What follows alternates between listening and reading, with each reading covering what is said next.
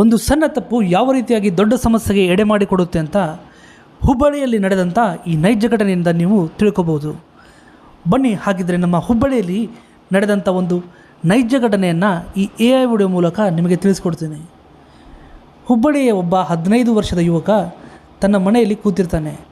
ತನ್ನ ಫ್ರೆಂಡ್ಸ್ ಆತನಿಗೆ photo shoot ಹೋಗಲು ನಿಮ್ಮ ತಂದೆಯ ಆಡಿ ಕಾರನ್ನು ತೆಗೆದುಕೊಂಡು ಬಾ ಅಂತ ಮೆಸೇಜ್ ಮಾಡ್ತಾರೆ. ತಂದೆ ತಾಯಿಗಳು ಮಲಗಿರೋದನ್ನು ನೋಡಿದಂಥ ಯುವಕ ತನ್ನ ಆಡಿ ಕಾರನ್ನು ತೆಗೆದುಕೊಂಡು ಫ್ರೆಂಡ್ಸ್ ಇರುವಂಥ ಜಾಗಕ್ಕೆ ಹೋಗ್ತಾನೆ.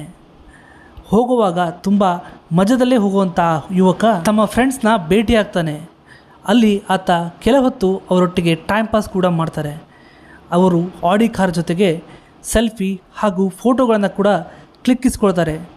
ಸ್ವಲ್ಪ ಹೊತ್ತು ಗೆಳೆಯರ ಜೊತೆ ಮಾತಾಡ್ತಿದ್ದಾಗೆ ಅವರ ಗೆಳೆಯರಲ್ಲೇ ಒಬ್ಬ ತನ್ನ ಓಲಾ ಸ್ಕೂಟಿಯನ್ನು ತೆಗೆದುಕೊಂಡು ಬಂದಿರ್ತಾನೆ.